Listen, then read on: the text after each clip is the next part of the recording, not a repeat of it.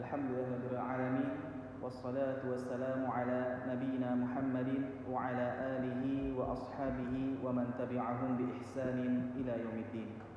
Alhamdulillah, tak pernah berhenti lisan kita memuja dan memuji Allah Subhanahu wa taala atas segala nikmat yang telah Allah limpahkan kepada kita, terutama nikmat Islam, nikmat iman yang dengannya kita bisa mengenal siapa pencipta alam semesta ini, termasuk siapa yang menciptakan diri kita sendiri. Begitu juga dengan nikmat mengenal tujuan, pedoman dan panduan umat Islam, panduan hidup, agar kita mengetahui mana yang benar dan mana yang salah, yaitu mengenal Al-Quran Al-Karim. Dan masih banyak lagi nikmat yang Allah limpahkan kepada kita yang kita tidak dapat menghitungnya, berupa nikmat penglihatan, nikmat pendengaran, nikmat makanan, minuman, pakaian dan banyak lagi. Maka bagi seorang muslim wajib bagi kita untuk mengucapkan Alhamdulillah, tentu dengan penuh keyakinan di dalam hati setiap muslim bahwasanya ini adalah kalimat yang agung, kalimat bersyukur dan kalimat berterima kasih kepada Allah Subhanahu wa taala yang telah Allah kekalkan dalam firman-Nya, la in syakartum la azidannakum wa la in kafartum inna adabi lasyadid. Kalaulah kalian bersyukur kepada Allah, maka kata Allah Subhanahu wa taala, aku akan tambah nikmatku kepada kalian. Namun jika kalian kufur terhadap nikmat tersebut, maka sungguh azabku sangat pedih. Selanjutnya kita panjatkan salawat serta salam kita kepada junjungan kita Nabi besar Muhammad sallallahu alaihi wasallam, manusia yang Allah pilih untuk mengembar risalah langit, manusia terbaik yang tidak ada nabi dan rasul setelahnya, manusia yang paling pantas untuk dijadikan suri tauladan, yang telah Allah sempurnakan jalur nasabnya, sempurnakan fisiknya, ilmunya, serta satu kali mengucapkan salawat dan salam kepada beliau akan dibalas 10 kali rahmat dari Allah Subhanahu wa taala. Maka dari itu selalu menjadi orang yang gemar bersalawat dan taslim kepada Nabi Muhammad sallallahu alaihi wasallam. Tak lupa pula kami ucapkan jazakumullah khairan, semoga Allah membalasnya dengan kebaikan kepada DKM Masjid Istiqbal yang telah berkenan untuk memberikan waktu dan tempat kepada saya untuk menyampaikan beberapa faedah dan nasihat dari para ulama. Begitu juga kami ucapkan jazakumullah khairan kepada Al-Ustaz Dani Sudiwan hafizahullah taala selaku mudir atau pimpinan Pondok Pesantren Al-Aiman Pontianak, dan juga kami ucapkan jazakumullah khairan kepada Al-Ustaz Muhammad Gadi Dawari yang telah mengizinkan saya untuk mengisi di sini selaku kepala divisi program S1 Kuliah Tahfidz Ma'had Al-Aiman Pontianak. Lalu kami ucapkan kepada para jamaah sekalian jazakumullah khairan atas kehadiran saudara-saudara sekalian, bapak-bapak dan ibu-ibu sekalian yang semoga dirahmati oleh Allah Subhanahu wa taala. Sebelum kita memulai tausiah singkat kita pada hari ini, perkenalkan saya adalah Eko Widayanto, asal Mempawah. Saya adalah mahasiswa semester akhir dari S1 Ma'had Al-Aiman Pontianak atau biasa dikenal dengan Kuliah Tahfidz dan Ulum Syariah Ma'had Al-Aiman Pontianak.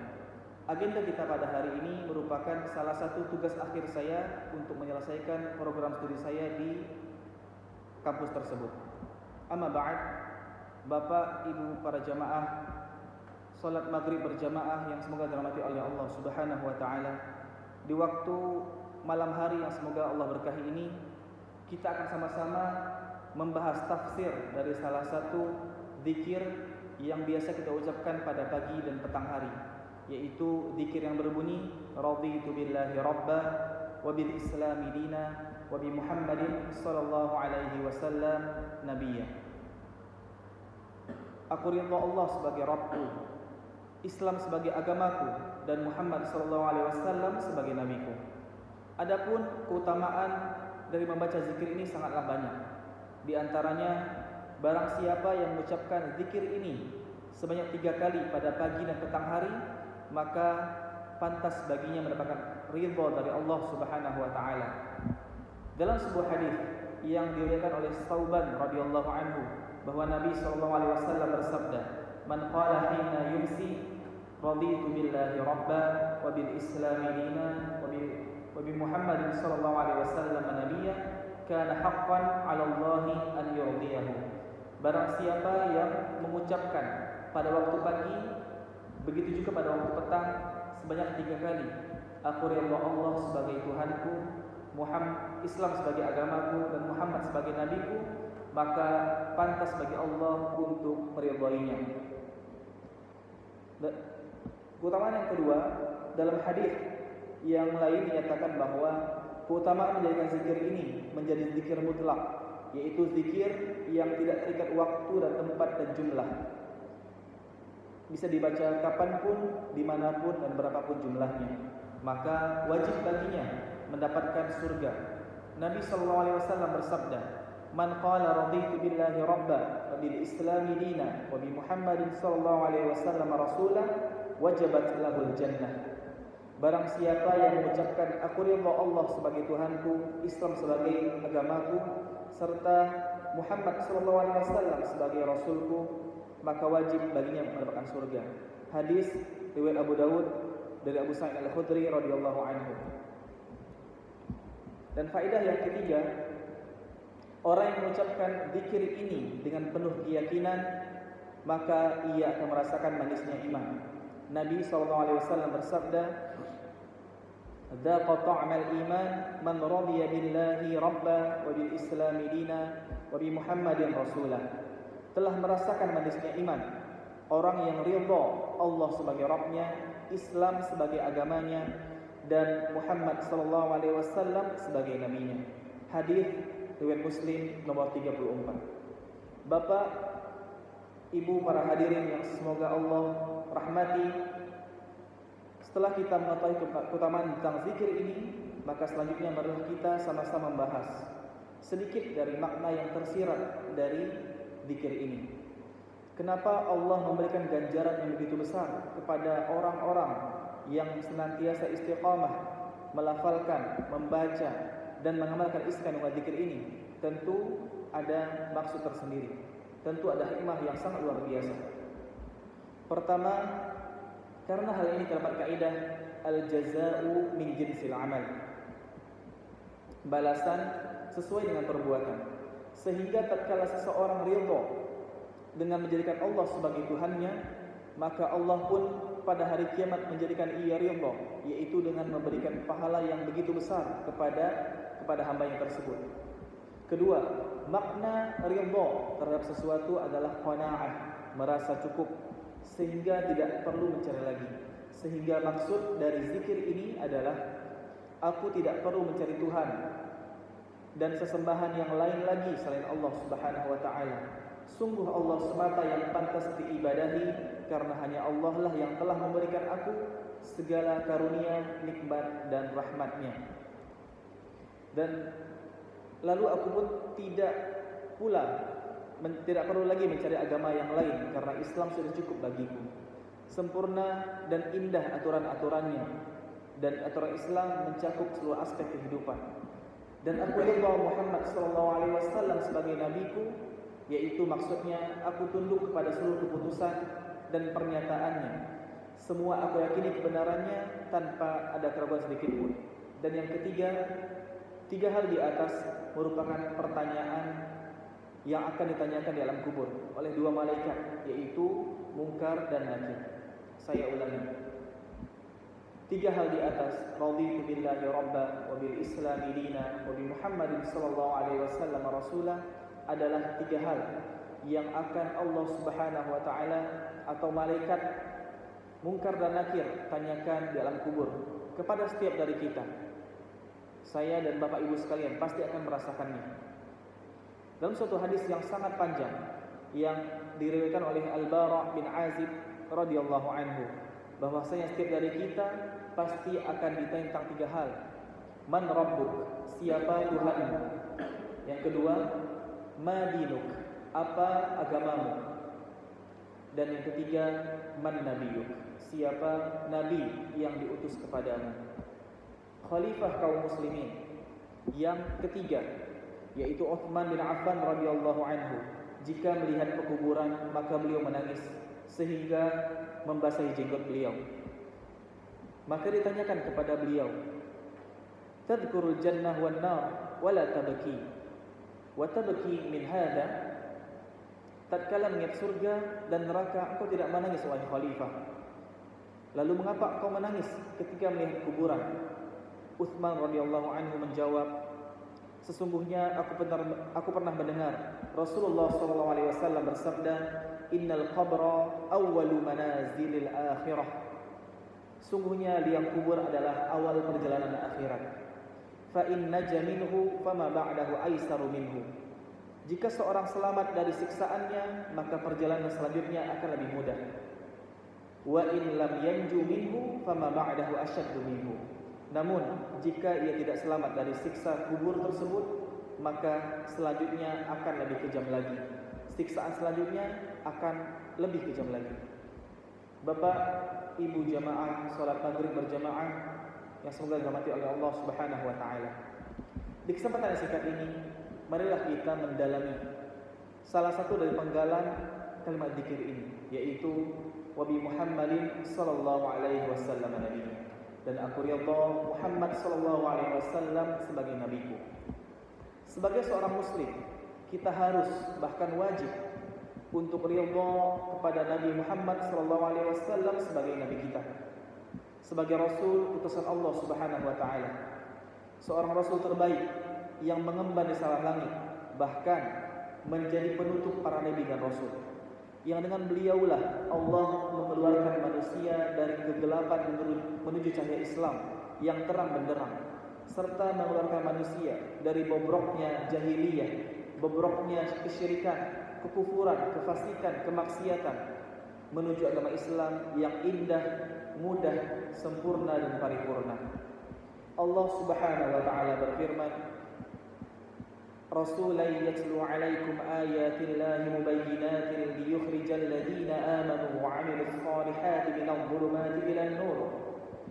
Yang artinya, dan Allah lah yang telah mengutus seorang rasul yang membacakan kepadamu ayat-ayat Allah yang menerangkan bermacam-macam hukum, supaya dia mengeluarkan orang-orang yang beriman dan beramal saleh dari kegelapan menuju cahaya. Surah At-Talaq ayat ke-11. Rasulullah SAW telah mengorbankan jiwanya, hartanya, dan segala hal yang beliau miliki untuk menjadikan kalimat Allah hidup ini, untuk menjadikan umatnya merasakan indahnya Islam, indahnya keimanan, serta yang terpuncak adalah, yang paling tinggi adalah kenikmatan surga yang kekal dan abadi. Beliau sangat sayang kepada umatnya. Terasa berat bagi beliau jika umatnya kesulitan. Beliau sedih jika ada orang-orang yang tidak mau beriman terhadap risalah yang beliau emban. Dan beliau juga sangat semangat dalam menginginkan kebaikan untuk umatnya.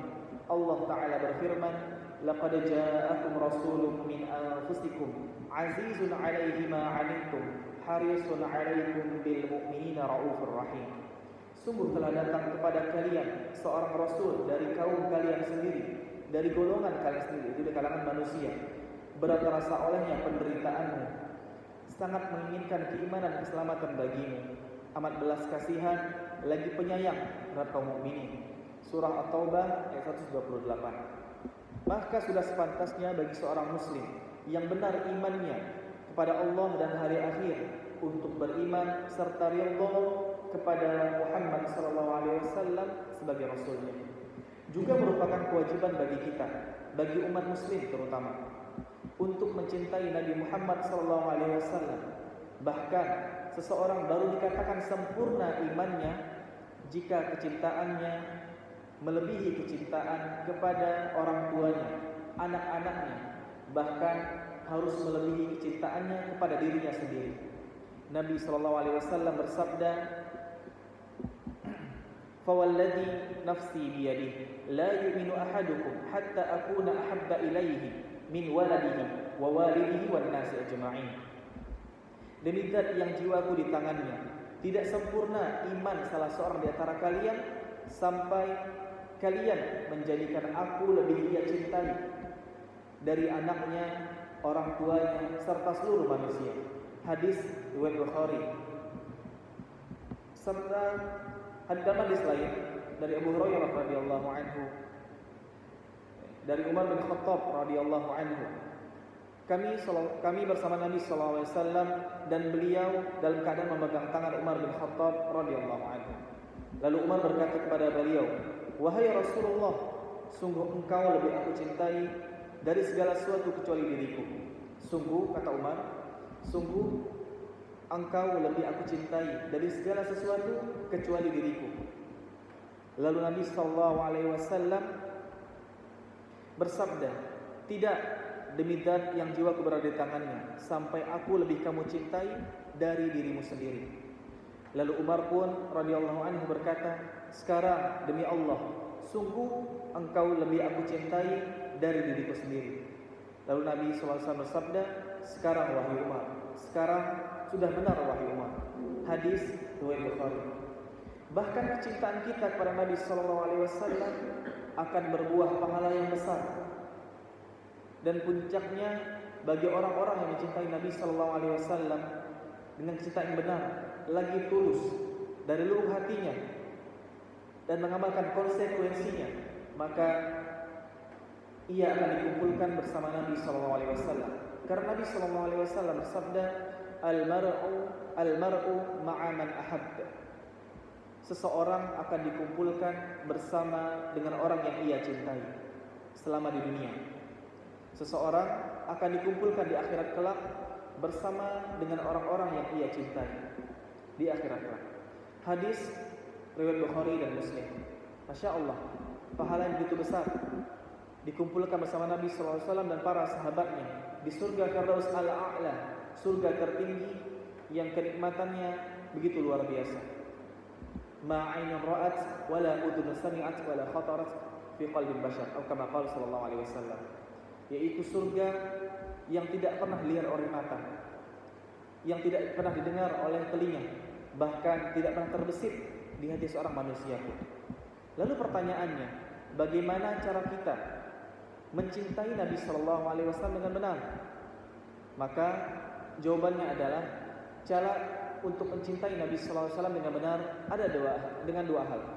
Yang pertama dengan cinta di hati, dan yang kedua dengan cinta yang dilakukan dengan amal perbuatan.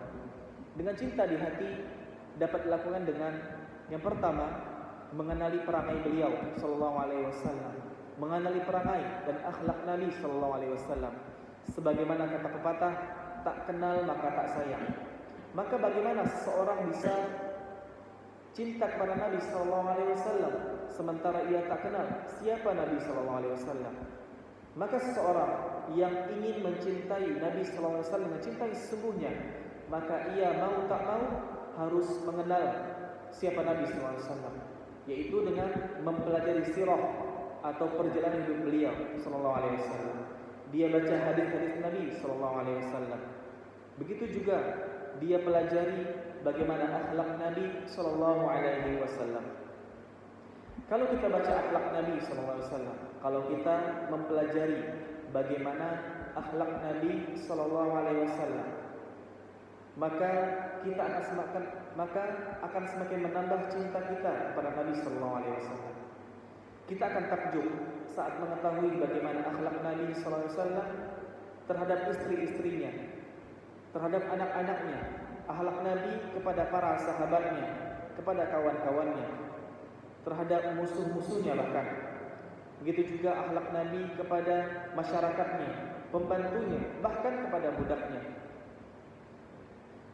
Bagaimana tutur katanya, bagaimana rahmat dan kasih sayangnya. Allah Ta'ala berfirman, "Wa ma arsalnaka illa rahmatan lil alamin."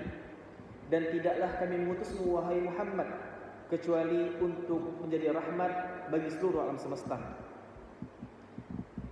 Kalau kita lihat akhlak Nabi sallallahu alaihi wasallam terhadap makanan, Nabi sallallahu alaihi wasallam tidak pernah mencela makanan. Wa ma ya'ibun Nabi sallallahu alaihi wasallam at-ta'aman qat. Atau kama qala sallallahu alaihi wasallam. Nabi sallallahu alaihi wasallam tidak pernah mencela makanan sedikit pun.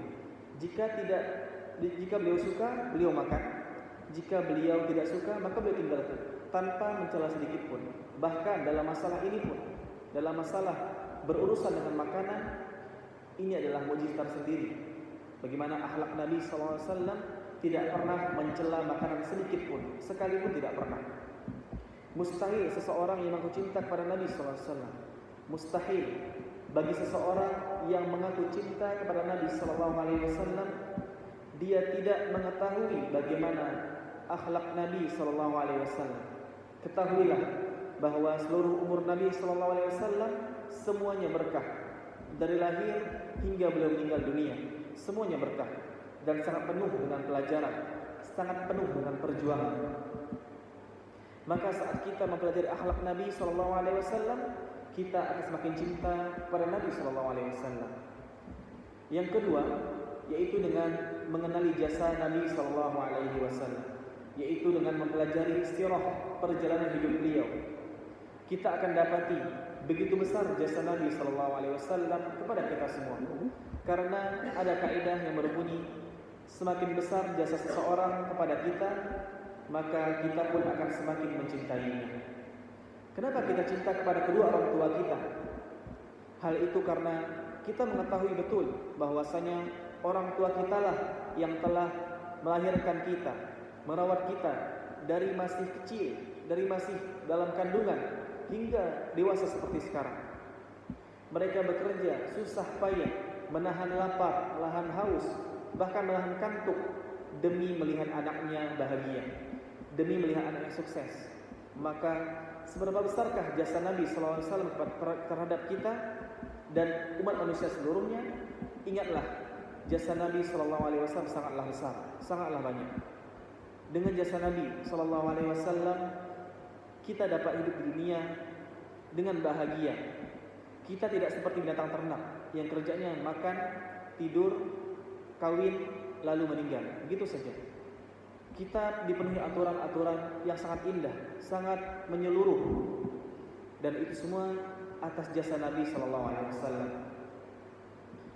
Lalu jika kita mengenal sunnah-sunnah Nabi SAW, kita amalkan. Lalu kita mengenal Islam, kita mengenal bagaimana indahnya Islam, lalu kita amalkan, maka kita akan mendapatkan kebahagiaan. Dan belum lagi kalau kita menjalankan Islam secara keseluruhan, istiqamah sampai kita meninggal dunia, maka insya Allah kita akan mendapatkan kenikmatan yang kekal abadi di akhirat kelak. Dan jasa ini, Bapak Ibu sekalian, jasa ini lebih besar daripada jasa kedua orang tua kita yang telah bersusah payah merawat kita. Ini semua akan kalah. Jasa orang tua kita menghidupi kita, membesarkan kita dari kecil hingga dewasa seperti sekarang, ini semua akan kalah dengan besarnya jasa Nabi SAW untuk memperjuangkan Islam agar bisa mengeluarkan manusia dari gelapnya jahiliyah menuju indahnya Islam. Beliau sampai diusir dari kampung halamannya. Beliau dilempari batu, diejek, dicaci, dimaki, dikatakan gila, dikatakan penyihir, pendusta yang tak pernah berhenti untuk memperjuangkan Islam. Setiap langkah kehidupan beliau dipenuhi dengan perjuangan, peperangan, dan jihad. Agar apa?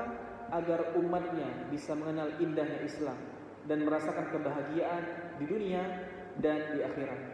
Sementara kita lihat manusia di luar sana, ada yang menyembah jin, ada yang menyembah batu, ada yang menyembah nabi, bahkan ada yang menyembah hewan yang hina seperti monyet dan tikus. Sementara kita, umat Islam, diberi taufik oleh Allah Subhanahu wa taala dan serta atas perjuangan Nabi SAW untuk menandai Islam. Kita menyembah Allah Subhanahu wa taala semata. Dan ini adalah nikmat sangat besar. Maka jasa ini begitu besar yang tidak ada seorang pun mampu untuk menandinginya. Maka saat kita mengetahui besarnya jasa Nabi SAW, kita pun akan semakin cinta pada Nabi SAW. Yang kedua, dengan amal perbuatan. Maka merupakan sesuatu yang logis bahwasanya seseorang akan senantiasa taat kepada orang yang dia cintai. Sebagaimana seorang suami yang sangat mencintai istrinya, Di saat istrinya meminta sesuatu kepadanya, emas misalkan, maka dia akan langsung belikan. Maka orang yang cinta kepada Nabi SAW pasti dia akan taat kepada Nabi SAW, mendengar dan patuh kepada wejangan-wejangan beliau SAW, dan menjauhi larangan-larangan yang beliau larang. Yang kedua, merupakan juga suatu yang logis bahwasanya seseorang akan meniru, berusaha mencontoh orang yang dia cintai. Kita lihat orang-orang di luar sana yang fans, yang cinta terhadap seorang artis. Kalau dia sudah cinta kepada artis tersebut, maka dia akan tiru gaya rambutnya, tiru gaya berpakaiannya, tiru gaya jalannya, dia hafalkan syair-syairnya, dia hafalkan lagu-lagunya. Itu semua dilakukan dikarenakan dia cinta kepada artis tersebut. Maka seseorang yang mengaku cinta kepada Nabi SAW hendaknya dia meniru Nabi SAW. Bagaimana gaya hidup Nabi SAW, bagaimana tutur katanya, bagaimana sopan santunnya, bagaimana akhlak beliau SAW, bagaimana gaya berpakaiannya. Kita contoh beliau dikarenakan kita cinta kepada Nabi SAW. Lalu bagaimana cara kita untuk mengikuti atau mencontoh Nabi SAW dengan sempurna? Maka ada beberapa hal yang menjadi konsekuensi yang harus dilakukan oleh orang-orang yang mengaku cinta kepada Nabi SAW agar cintanya sempurna. Yang pertama, mencintai Rasulullah SAW mengharuskan adanya pengagungan, pemuliaan, meneladani beliau dan mendahulukan sabda beliau SAW atas segala ucapan makhluk, serta mengagungkan sunnah-sunnahnya, serta mengagungkan sunnah-sunnah beliau. Mengamalkan sunnah-sunnah Nabi SAW dalam hal apapun semaksimal mungkin. Contoh, saat kita memakai sendal, semua orang mungkin tahu bahwasanya kita dahulukan yang kanan. Tapi betapa sedikit yang mengetahui bahwasanya di saat kita melepas sendal, hendaknya kita melepas dari kaki yang kiri, lalu kaki yang kanan. Ini hal yang sepele, namun ini ada tuntunan dari Nabi SAW, maka kita ikuti. Juga yang kedua, konsekuensi yang kedua yaitu mentaati apa yang Rasulullah SAW perintahkan. Allah memerintahkan setiap muslim dan muslimah untuk taat kepada Rasulullah SAW, karena dengan taat kepada beliau menjadi sebab seseorang masuk ke dalam surga. Kita wajib mentaati Nabi SAW dengan menjalankan apa yang diperintahkannya dan meninggalkan apa yang dilarang beliau. Hal ini merupakan konsekuensi dari syahadat Muhammad Rasulullah, syahadat atau persaksian bahwasanya Muhammad adalah Rasulullah SAW. Dalam banyak ayat Al-Quran, Allah Subhanahu wa Ta'ala memerintahkan kita untuk mentaati Nabi SAW. Di antaranya ada yang diiringi dengan perintah taat kepada Allah Subhanahu wa Ta'ala. Sebagaimana firman Allah Subhanahu wa Ta'ala, "Ya ayyuhalladzina amanu athi'ullaha wa athi'ur rasul." Wahai orang-orang yang beriman, taatilah Allah dan taatilah Rasulnya. Terkadang pula Allah mengancam orang yang mendurhakai Rasulnya, sebagaimana Allah berfirman, "Falyahdharil ladzina yukhalifuna an amrihi an tusibahum fitnatun aw yusibahum adzabun alim." Maka hendaknya orang-orang yang melanggar perintah Rasul SAW takut akan ditimpa fitnah, cobaan atau ditimpa azab yang pedih. Artinya, hendaknya mereka takut jika hatinya ditimpa fitnah kekufuran, kemunafikan, atau siksa pedih di dunia, baik berupa pembunuhan, had, pemenjaraan, atau siksa-siksa yang lain yang disegerakan. Allah telah menjadikan ketaatan kepada Rasul SAW serta mengikuti beliau sebagai sebab hamba mendapatkan kecintaan Allah dan ampunan atas dosa-dosanya. Allah Subhanahu wa Ta'ala menjadikan ketaatan kepada Nabi SAW sebagai petunjuk dan mendurhakainya sebagai suatu kesesatan. Allah mengabarkan bahwa dalam diri Rasul SAW ada suri tauladan yang baik, Sebagaimana Allah berfirman, "Laqad kana lakum fi Rasulillahi uswatun hasanatun liman kana yarjullaha wal yawmal akhir wa dzakarallaha katsira." Sungguhnya telah ada pada diri Rasul sallallahu alaihi wasallam suri tauladan atau contoh yang baik bagi orang yang harap rahmat Allah dan kedatangan hari kiamat, dan dia banyak menyebut nama Allah Subhanahu wa taala. Yang ketiga, yang merupakan konsekuensi dari cinta kepada Nabi sallallahu alaihi wasallam adalah membenarkan apa yang beliau sallallahu alaihi wasallam kabarkan, baik berupa kabar dari masa lalu, masa sekarang atau yang akan datang. Karena Rasulullah sallallahu alaihi wasallam tidaklah berkata menurut hawa nafsunya. Sebagaimana Allah berfirman, "Wa ma yantiqu 'anil hawa in huwa illa wahyu yuha." Dan Nabi sallallahu alaihi wasallam tidaklah berkata, tidaklah berucap dengan hawa nafsunya sendiri. Namun yang beliau ucapkan adalah wahyu yang diwahyukan kepada beliau sallallahu alaihi wasallam. Maka kita benarkan, wajib membenarkan apa yang beliau kabarkan. Misalnya kabar mengenai tanda-tanda hari kiamat, kabar tentang akan datangnya Dajjal, kabar tentang akan turunnya Nabi Isa alaihi salam, kabar tentang Ya'juj dan Ma'juj, kabar tentang surga, neraka, dan lain sebagainya.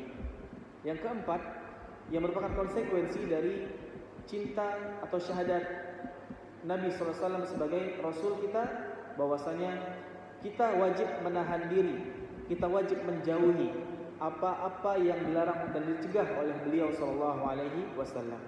Allah Ta'ala berfirman, "Wa ma ataakumur rasulu fakhudhuhu wa ma ataakumur rasulu fakhudhuhu wa ma nahakum anhu fantahu wattaqullaha innallaha syadidul 'iqab." Allah Ta'ala berfirman, apa yang diberikan Rasul sallallahu alaihi wasallam kepadamu, maka terimalah dia, maka patuhilah, dan apa yang dilarangnya maka tinggalkanlah, dan bertakwalah kepada Allah, sungguhnya Allah sangat keras hukumannya.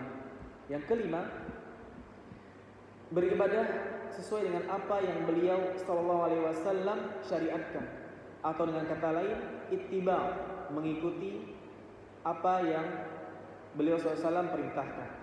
Agama Islam sudah sempurna, tidak boleh ditambah, tidak boleh dikurangi. Rasulullah sallallahu alaihi wasallam diutus oleh Allah Subhanahu wa taala untuk mengajarkan umat Islam tentang bagaimana cara beribadah kepada Allah Subhanahu wa taala dengan benar.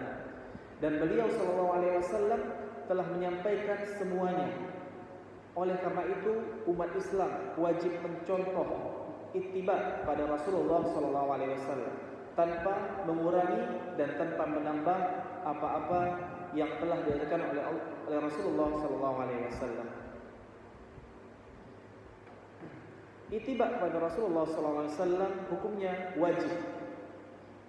Dan ittiba menunjukkan kecintaan seseorang pada Nabi sallallahu alaihi wasallam. Allah Ta'ala berfirman, "Qul in kuntum tuhibbunallaha fattabi'uni yuhibbukumullahu wa yaghfir lakum dzunubakum wallahu ghafurur rahim."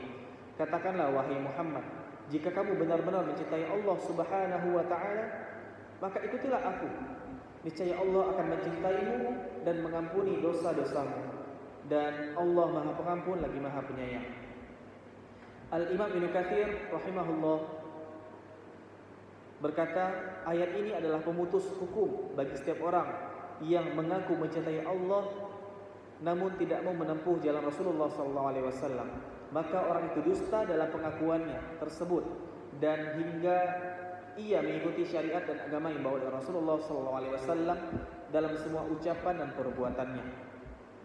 Maka di antara tanda cinta seorang pada Nabi SAW adalah dengan mengamalkan sunnah-sunnahnya, menghidupkan dan mengajak kaum muslimin untuk mengamalkannya, serta berjuang membela as-sunnah dan orang-orang yang mengingkari sunnah, dan membela as-sunnah dari orang-orang yang melecehkan dan mengingkari as-sunnah tersebut. Dan yang terakhir adalah senantiasa untuk memperbanyak salawat kepada Nabi SAW. Di antara hak Nabi SAW adalah salawat kepada beliau, salawat serta salam kepada beliau. Dikarenakan Allah Subhanahu wa taala dan para malaikatnya telah bersalawat kepada beliau sallallahu alaihi wasallam, dan Allah memerintahkan kita kaum mukminin untuk mengucapkan salawat serta salam kepada beliau. Allah taala berfirman, "Innallaha wa malaikatahu yusholluna 'alan nabi, ya ayyuhalladzina amanu shallu 'alaihi wa sallimu taslima." Sungguhnya Allah dan malaikat-malaikatnya telah bersalawat kepada Nabi sallallahu alaihi wasallam.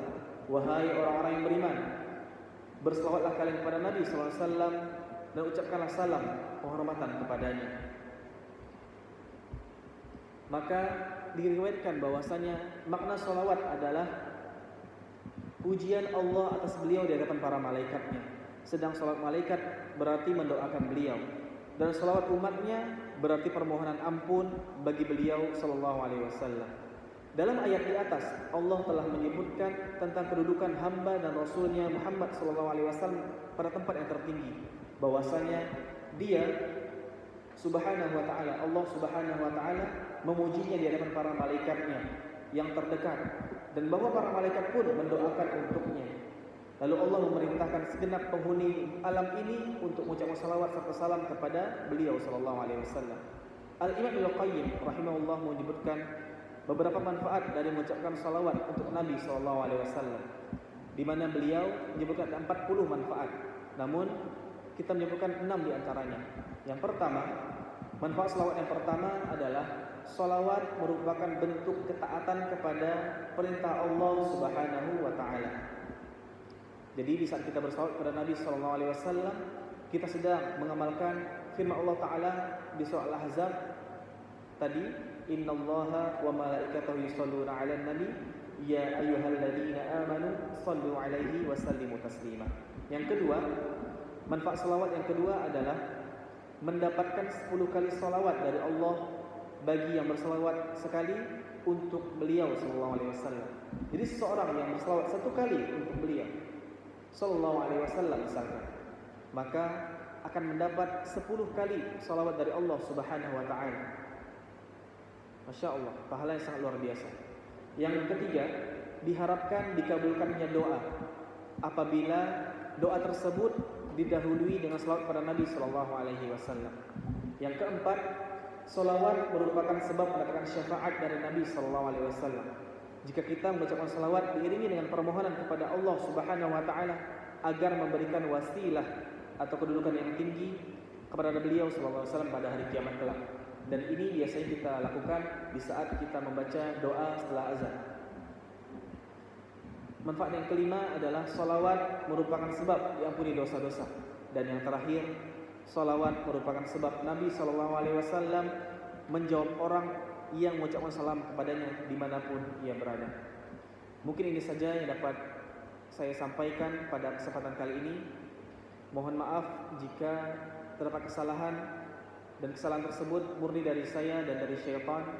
Dan saya ucapkan jazakumullah khairan sekali lagi kepada DKM Masjid Istiqbal dan para jamaah sekalian yang dirahmati oleh Allah Subhanahu wa taala. Jazakumullah khairan ala husni istima'ikum. Semoga kita dapat mengamalkan apa yang kita pelajari pada hari ini, dan semoga Allah memberkahi ilmu-ilmu kita dan amal-amal kita, dan memasukkan kita semua ke surga Firdaus bersama Rasulullah SAW dan para sahabatnya. Amin ya rabbal alamin. Kita akhiri, subhanakallahumma bihamdika asyhadu an la ilaha illa anta astaghfiruka wa atubu ilaik. Wassalamualaikum warahmatullahi wabarakatuh.